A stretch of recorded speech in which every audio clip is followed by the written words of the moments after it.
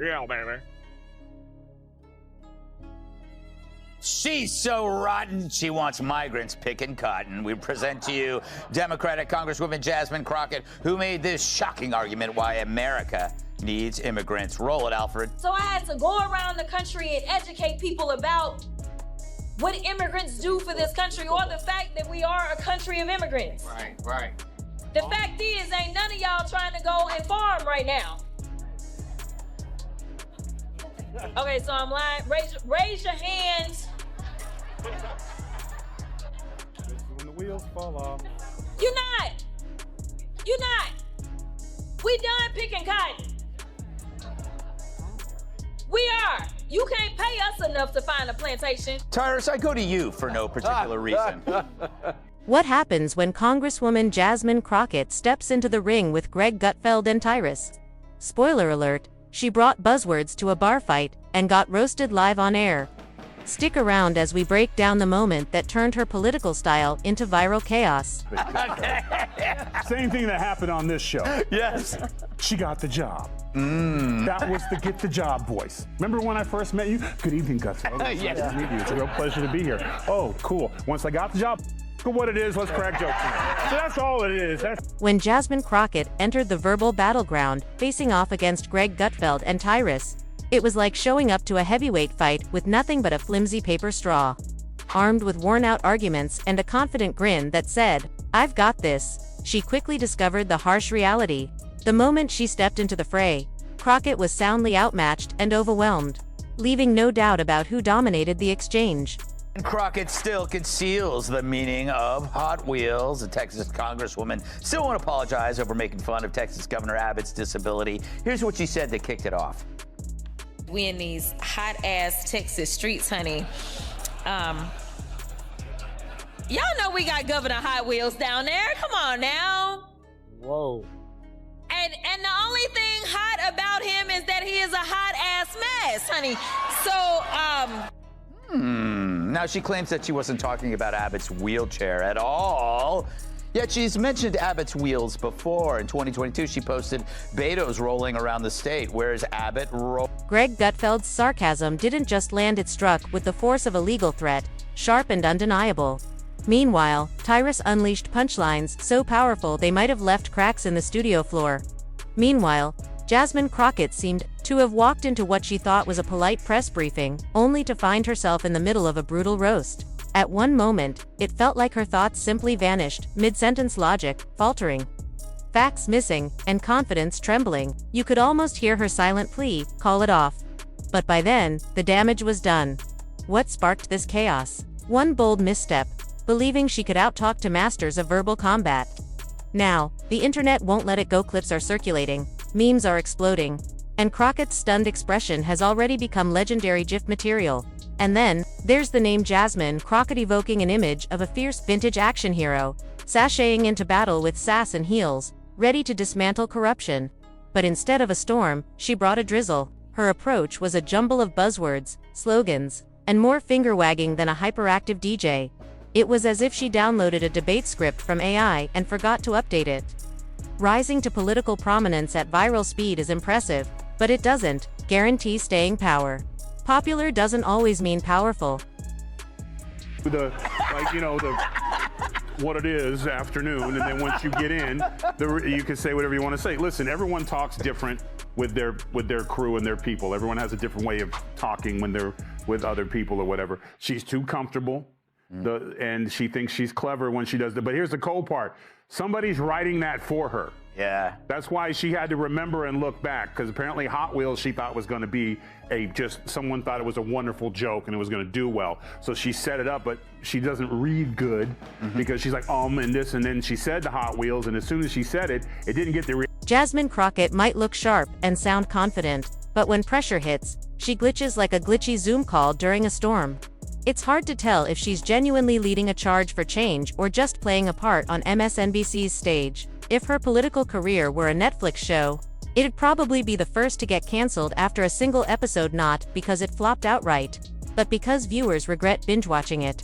She's all about the camera-friendly moments and catchy soundbites, but beneath the gloss, no real story, no turning point, just a string of teasers, promising transformation that never materializes. Her take on law and order. A dizzying loop. One moment she's preaching justice. The next, she's confusing everyone by suggesting we need to redefine crime. The result? Both sides of the political aisle are left scratching their heads, wondering if she's campaigning, or improvising on the fly. And then there's this odd tendency to switch speech styles as if she's navigating between two worlds sometimes, slipping into casual slang in ways that feel rehearsed but awkward. Turns out, some of those moments aren't even hers, they're scripted. Like when she dropped that Hot Wheels line, expecting laughs, but it fell flat, leaving her scrambling to recover. Crockett's performance is all about appearing progressive, without doing the heavy lifting real progress demands. She craves praise for empathy but dodges the difficult, gritty work that actual reform requires. It's like giving yourself a pat on the back while delegating the tough tasks. Her speeches, a soft repetitive mix of buzzwords and surface-level slogans, disguised as policy. Sometimes, it's hard to tell if she's running for Congress or pitching a wellness retreat. Her message feels factory-made, more about viral moments than meaningful change, and every time she speaks, it's less a rallying cry and more a desperate plea for applause. You half expect her to close every speech with a trendy phrase like namaste or let's vibe check this policy. The cringe doesn't stop there. Crockett's progressive proposals often sound great in theory but collapse in practice like trying to install a screen door on a submarine. She throws around words like justice and equity, but when it comes to actionable plans, it's chaos disguised with smiles. Real reform demands more than catchy slogans. It needs logic and strategy, and that's where she fades out. And then, there's her legislative track record. Her bills pop with momentary sparkle. Like cheap party favors, loud and flashy but ultimately empty. She's a headline magnet and a viral star. But where's the lasting policy impact? If she wants to be a true revolutionary, it's time to stop building a brand and start building a legacy. Yet Crockett carries herself with a self-assured glow, acting like she's destiny's chosen one to lead the movement. But let's be real, actions speak louder than ambitions. Jasmine Crockett's real revolution. It's mastering the art of confidently saying nothing. Sure, that's a skill, but not the kind voters wanted. Her social media presence isn't about leadership, it's a perfectly staged photo op, a lesson in curated outrage and performative activism. She's always ready to cancel others while keeping her own hands spotless, posting all the trendy causes and rocking all the right colors. But when the real heat comes, when the tough questions land, she goes radio silent. Because putting on a show is easy. Owning your actions, that's the hard part. Crockett's betting voters won't catch on, but the cracks are starting to show. Watching Crockett navigate politics feels like tuning into a soap opera where the main character never evolves, just repeats the same tired lines and blames others. Her whole act is a drama called perception over policy. But here's the kicker, the audience stopped cheering. Enter Tyrus, who came not to play but to dismantle. His verbal jabs hit so hard it was like watching a heavyweight boxer methodically take apart a featherweight. Did someone send Crockett into this arena thinking it was a TikTok dance-off? Newsflash. She's not just getting roasted, she's getting knocked out by her own inconsistencies. Crockett claims to be the champion of the people, but her actions say otherwise. She's chasing hashtags, not tangible progress. She's perfected the pose, the viral quote, the soundbite, but the meat missing. This is the trap of today's politics. Keep busy, stay loud, ride waves of outrage, and hope nobody checks the receipts. While preaching systemic change, the only system Crockett truly serves is the one that keeps her trending online. She's that classmate who volunteers for every group project but disappears when it's time to do the work. All flash, no foundation. Then, there's the infamous Hot Wheels moment, her awkward attempt to explain it away by saying it was about relocating migrants, not about the governor's wheelchair. Spoiler, it was a disaster. Watching that cleanup was like watching a bad sequel no one asked for. She basically said, "Not my fault, but if it is, we're the victims here." When pressed for specifics on how she actually make change happen, poof, the glitter fades and the empty promise stands bare. Her idea of justice isn't bold reform. It's rearranging deck chairs on a sinking ship, arguing over chair colors while the boat takes on water. Meanwhile, folks at home wait for safer streets and real solutions, but all they get are inconsistent takes. Defund the police on Monday. Support more policing on Thursday. Real common sense doesn't flip-flop to chase applause. Crockett shouts, rebellion for the cameras but mixes in insider deals behind closed doors. She plays the outsider until the vote comes, then it's business as usual. Remember when she attacked Florida Representative Byron Donalds for marrying a white woman? Not exactly woke, more like a confusing contradiction. Her politics are a buffet of opposing ideas, reform-minded one moment, pro-policing the next, then backtrack again. It's political schizophrenia unfolding live, leaving voters wondering if she's running for office or auditioning for a new personality.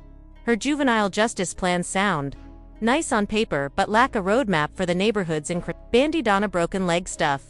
And no, she's not alone in those contradictions among Democrats. But that doesn't excuse the confusion. Tyrus sums it up best. Our culture sometimes lets its own biases slide, but if the roles were reversed, the reaction would be swift and unforgiving. Crockett's speeches, they're stitched together TED Talk, soundbite slots, of volume, zero concrete plans. She talks about justice like it's a trendy brand you can just add to your cart, buzzwords galore but no blueprint. Meanwhile, her record shows less service, more real problems get buried under hashtags and photo ops. People want results, not performances, but Crockett seems more invested in her next campaign than fixing current issues. Economic growth, education. Don't hold your breath. In the end, Jasmine Crockett's brand of politics is style over substance, drama over deliverables, flash over follow-through. She's mastered the optics game but stumbled on accountability. Watching Gutfeld and Tyrus tear through her talking points was like pulling back the curtain on the Wizard of Oz. No magic, just fumbling behind the microphone. They exposed her contradictions one by one, revealing reform ideas that feel like wishful thinking pulled from a brainstorming jar. When accountability knocks, Crockett slips away like soap in the shower, nothing sticks.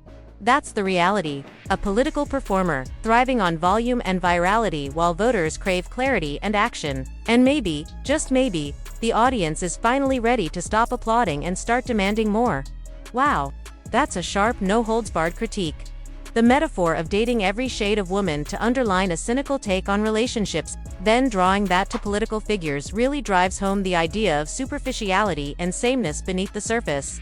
The core message is clear. Jasmine Crockett's brand is all about performance, not progress. You've nailed the essence of the critique.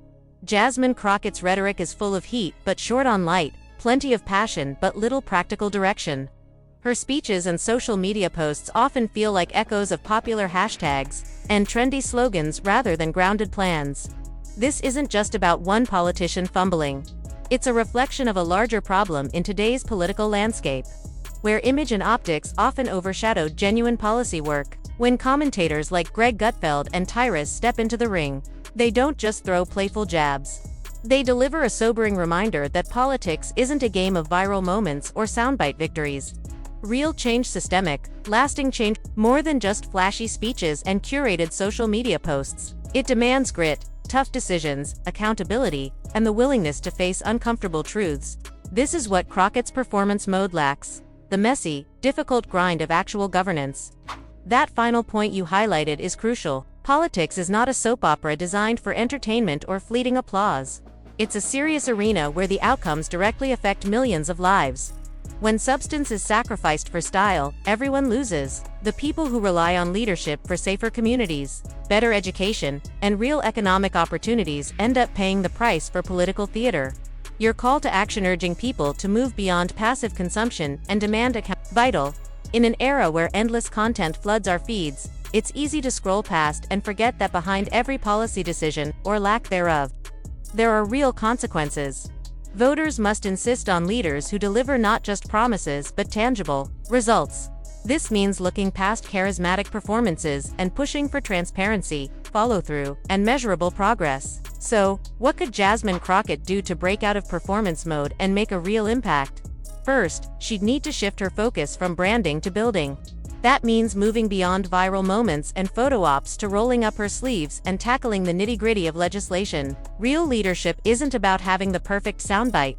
It's about crafting policies that solve real problems and standing firm when those solutions face resistance. She'd have to develop clear, coherent plans that go beyond buzzwords and demonstrate how she intends to achieve her goals. That includes listening deeply to her constituents, understanding the complexities of issues like criminal justice reform, and working collaboratively with experts, community leaders, and even political opponents. Secondly, accountability must become a priority. If Crockett wants to be taken seriously, she needs to own her record, address criticisms head-on, and be transparent about both her successes and failures. Avoiding tough questions or deflecting blame erodes trust, and in politics, trust is everything. Leaders who engage honestly with their critics and constituents show maturity and a genuine commitment to progress. Third, she should embrace substance over spectacle. While it's important to inspire and energize voters, inspiration without action is empty. Crockett would benefit from grounding her rhetoric in measurable goals, timelines, and benchmarks. Showing progressive and small wins builds credibility and momentum. It demonstrates that she's not just a spokesperson for change but an architect of it. However, this pattern of style over substance isn't unique to Crockett. It's increasingly common in modern politics, where media cycles are rapid and attention spans are short. Politicians often feel pressured to constantly perform to maintain relevance, especially in an age dominated by social media. The demand for constant visibility can lead to prioritizing optics and viral moments over the slow, steady work of policymaking. This trend creates a challenging environment for leaders who want to be both authentic and effective. The key for voters and citizens is to develop a critical eye to recognize when a political figure is delivering substance versus just spinning style. They must hold elected officials accountable not just during campaigns but throughout their terms. This means engaging in local politics, attending town halls, asking hard questions, and supporting candidates who show genuine commitment to tangible change. In summary, Jasmine Crockett's situation reflects a broader dilemma in today's political culture. While charisma and media savvy can win attention, they don't automatically translate into meaningful results. The real leaders are those who balance passion with pragmatism, who embrace accountability, and who focus on creating lasting impact rather than fleeting applause. Until more politicians embody these qualities, the public will continue to see the kind of disconnect highlighted by commentators like Gutfeld and Tyrus, and voters will be left wondering when politics will truly serve their interests rather than just entertain them. Ask ChatGPT.